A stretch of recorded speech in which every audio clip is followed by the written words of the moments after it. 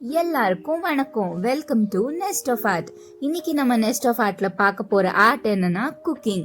அதுவும் நான் தான் சமையல் பண்ண போறேன். என்ன ரெசிபின்னா அம்மாவுக்கு ரொம்ப பிடிச்ச ஒரு ரெசிபின்னு சொன்னாங்க. அது என்னன்னா சோன் ஹல்வா. ஸோ இது எப்படி பண்ணுறதுன்னு நம்ம இந்த வீடியோவில் பார்க்க போகிறோம். ரொம்பவே ஈஸியாக ஒரு 2-3 இன்க்ரீடியன்ஸை வச்சே இது ஈஸியாக பண்ணிடலாம். ஸோ இது எப்படி பண்ணுறதுன்னு பார்த்துட்டு நீங்களும் வீட்டில் ட்ரை பண்ணி எப்படி இருந்துச்சுன்றதை கமெண்ட்டில் சொல்லுங்கள். அதுக்கு முன்னாடி நம்ம சேனலை இன்னும் சப்ஸ்கிரைப் பண்ணலைன்னா சப்ஸ்கிரைப் பண்ணி அந்த பெல் பட்டனையும் கிளிக் பண்ணிக்கோங்க. அப்போ தான் நாங்கள் போஸ்ட் பண்ணுற வீடியோஸோட நோட்டிஃபிகேஷன்ஸ் உங்களுக்கு வரும். வாங்க வீடியோக்குள்ளே போகலாம்.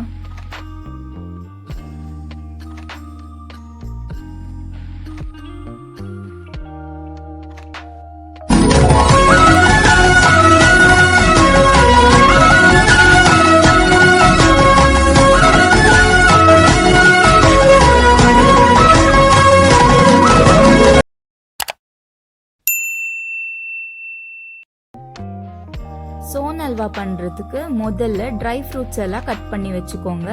நான் இங்கே முந்திரி, பாதாம், பிஸ்தா அப்புறம் சன்ஃப்ளவர் சீட்ஸ் எடுத்திருக்கேன். முதல்ல ஒரு பேப்பர் கப்பில் நெய் கிரீஸ் பண்ணிவிட்டு இந்த ட்ரை ஃப்ரூட்ஸ் எல்லாம் சேர்த்துக்கோங்க. இது நம்ம இந்த கப்பில் தான் பண்ணணுன்ட்டு இல்லை, மோல்டு இருந்தால் மோல்டில் பண்ணலாம், இல்லை ஸ்டீல் கப்பில் நெய் தடவிட்டு கூட பண்ணலாம்.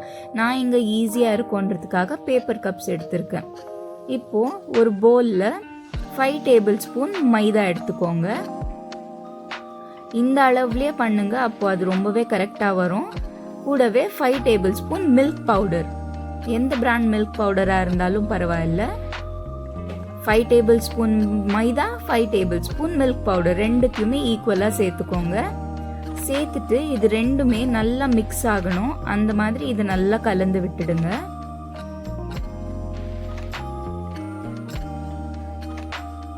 ரெண்டு பவுடருமே ஒன்றா மிக்ஸ் பண்ணிடணும்.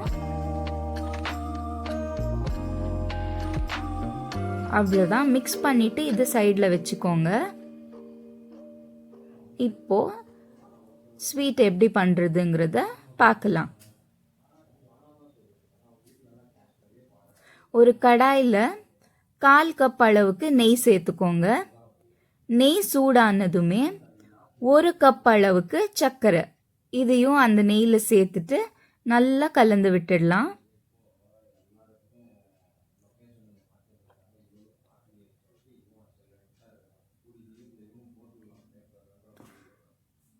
இதை நல்லா கலந்து விட்டுட்டே இருங்க. நமக்கு அந்த சர்க்கரை ஃபுல்லாக கரைஞ்சி அந்த நெய்யோட மிக்ஸ் ஆகணும். அதுதான் இதோட கன்சிஸ்டன்சி. வேறு எந்த விதமான கன்சிஸ்டன்சியும் இதுக்கு தேவையில்லை.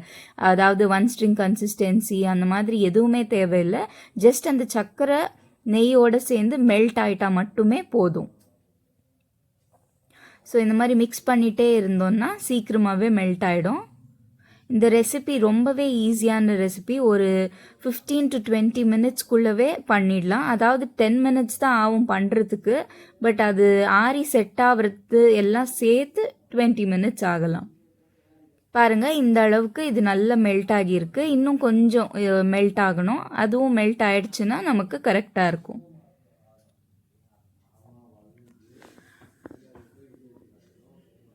அவ்வளோதான். பாருங்கள், இந்த அளவுக்கு இது ஃபுல்லாக இந்த சர்க்கரை எல்லாம் மெல்ட் ஆகிட்டாக்கா நம்ம ஸ்டவ் ஆஃப் பண்ணிவிட்டு பேனை எடுத்து வச்சுக்கலாம். இப்போது இதில் முதலே மிக்ஸ் பண்ணி வச்ச மைதாவும் மில்க் பவுடரையும் இதில் சேர்த்துடலாம்.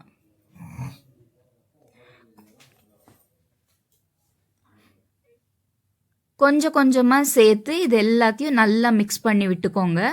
கைவிடாமல் இதை நல்லா மிக்ஸ் பண்ணணும்.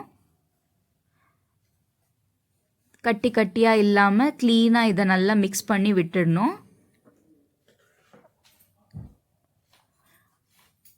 ஒரே வாட்டி சேர்த்துட்டா கட்டி கட்டியாக ஆகிடும். அதனால நம்ம கொஞ்சம் கொஞ்சமாக அந்த மிக்ஸ்சர், அதாவது அந்த மாவு மிக்ஸ்சரை இதில் சேர்த்து கொஞ்சம் கொஞ்சமாக கலந்து விட்டால் கரெக்டாக கிடைக்கும்.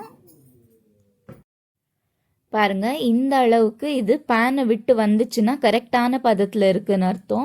இப்போது நம்ம முதலே ரெடி பண்ணி வச்ச அந்த ட்ரை ஃப்ரூட்ஸ் கப்பில் இதை சேர்த்துடலாம். இது ஆறுறதுக்குள்ளவே சீக்கிரமாக சேர்த்துடுங்க, அப்போ தான் இது கரெக்டாக செட் ஆகும். இல்லைன்னா கெட்டி ஆயிடுச்சுன்னா நம்மளால் எடுத்து கப்பில் போடவே முடியாது. ஸோ அதனால் சீக்கிரமாக எடுத்து கப்பில் சேர்த்துடலாம். கொஞ்சம் கொஞ்சமாக எடுத்து இதை கப்பில் ஆட் பண்ணிவிட்டு இதே மாதிரி எல்லா கப்லேயும் இந்த மாதிரி சேர்த்துடுங்க. சேர்த்துட்டு இது எல்லாத்தையும் ஒரு 10 மினிட்ஸ்க்கு செட் ஆக விட்டுடலாம். அப்போது அது கரெக்டாக செட் ஆகி ஆறி நல்ல ஒரு அந்த கடக் சோன் ஹல்வான்னு சொல்லுவாங்க இல்லையா, கடக்குன்னா கட்டியாக ஒரு மாதிரி க்ரன்ச்சியாக இருக்கும்னு அர்த்தம். ஸோ அந்த கன்சிஸ்டன்சிக்கு இது வந்துடும். ஸோ ஒரு 10 மினிட்ஸ் நம்ம வெயிட் பண்ணிவிட்டு அப்புறமா இது எப்படி வந்திருக்குன்றத பார்க்கலாம். பாருங்க, இப்போ 10 மினிட்ஸ்க்கு அப்புறம் பார்க்கலாம்.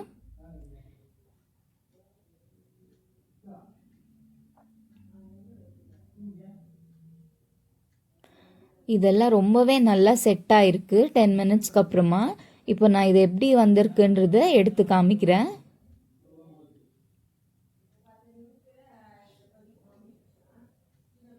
பாருங்க, ரொம்பவே கலர்ஃபுல்லாக, அதாவது அந்த கிளாசி டெக்ஸ்சரோட அந்த ட்ரை ஃப்ரூட்ஸோட கலர் எல்லாம் வந்து ரொம்பவே அட்ராக்டிவாக நல்லா ஒரு க்ளோயிங்காக இருக்குது இந்த ஸ்வீட் பார்க்குறதுக்கே. சாப்பிட்றதுக்கும் உண்மையிலேயே அவ்வளோவே டேஸ்ட்டாக இருக்கும். இது நீங்கள் ஒரு வாட்டி ட்ரை பண்ணி பார்த்துட்டு கமெண்ட்டில் எப்படி இருக்குன்றத சொல்லுங்கள். பாருங்கள், ஜஸ்ட் இந்த பேப்பர் கப்பை இப்படி கிழிச்சிட்டு நம்ம எடுத்தாலே ஈஸியாக வந்துடும். அது எடுக்கும் போதே ரொம்ப சாட்டிஸ்ஃபைங்காக இருந்துச்சு. எப்படி இருக்குது பாருங்கள், இப்படி எடுத்த உடனே வந்துடுச்சு. ரொம்பவே நல்லா செட் ஆகிருக்கு.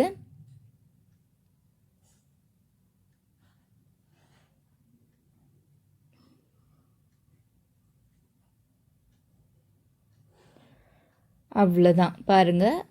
இது எல்லாத்தையும் இதே மாதிரி நம்ம ஓப்பன் பண்ணி எடுத்துடலாம். எடுத்துட்டு பிளேட்டில் அரேஞ்ச் பண்ணிடலாம்.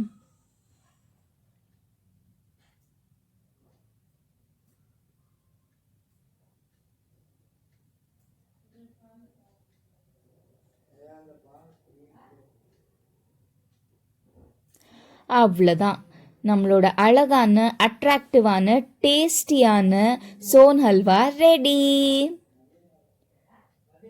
நெக்ஸ்ட் வீடியோவில் இன்னொரு ஆர்ட்டில் உங்கள் எல்லாரையும் சந்திக்கிறேன்.